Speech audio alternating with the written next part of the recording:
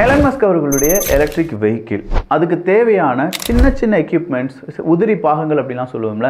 இந்த உதிரி பாகங்களை இப்போ எலன் மஸ்க் அவர்கள் எங்கேருந்து கூடுதலாக இம்போர்ட் பண்ணிட்டு இருக்காரு அப்படின்னு பார்த்தா சீனா, தைவான் போன்ற நாடுகளிலிருந்து இம்போர்ட் பண்ணிட்டு இருக்காரு. ஆனால் இப்போ எலன் மஸ்க் அவர்கள் இல்லாட்டி இந்த டெஸ்லா கார் என்ன செய்கிறாங்க, குளோபலாக அவங்களுடைய மார்க்கெட்டை விரிவாக்கம் செய்ய வேண்டும் அப்படின்னு சொல்லி எண்ணுறாங்க.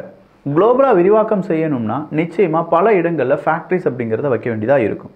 குறிப்பாக அதில் இந்தியாவும் இருக்கிறது என்பது குறிப்பிடத்தக்கது. அப்போ இந்தியாவிலலாம் ஃபேக்ட்ரிஸ் வைக்கணும்னா உதிரி பாகங்கள் அப்படிங்கிறது உடனுக்குடன் டெஸ்லா நிறுவனத்துக்கு கிடைத்தாக வேண்டும். அப்படின்னா இந்த உதிரி பாகங்களை தயாரிக்கக்கூடிய தொழிற்சாலைகளையும் டெஸ்லாவை நிறுவுவார்கள், அவங்களே ரெடி பண்ணிடுவாங்களான்னு கேட்டால் இல்லை, அது சப்ளை செயின் வழியாக தான் கிடைச்சாகணும். அதற்காகத்தான் டாடா கூட இப்போ டைப் ஆகியிருக்காங்க டெஸ்லா. இந்த டாடா நிறுவனம் அப்படின்னு சொல்கிறது ஒரு நிறுவனம் மட்டும் கிடையாதுங்க. டாடாவினுடைய Tata Consultancy Service, Tata Technologies, Tata Autocomp, Tata Electronics இப்படின்னு சொல்லி டாடாவினுடைய பல கிளை நிறுவனங்கள் எல்லாரும் சேர்ந்து தான் டெஸ்லா அப்படிங்கிற நிறுவனம் கூட ஒப்பந்தம் அப்படிங்கிறத போட்டிருக்காங்களாம். இந்த ஒப்பந்தம் நடைமுறைக்கு வந்துவிட்டது என்றால், இப்போதைக்கு அது ஒரு புரிந்துணர்வு ஒப்பந்தம் அப்படின்னு வச்சுக்கோங்களேன்.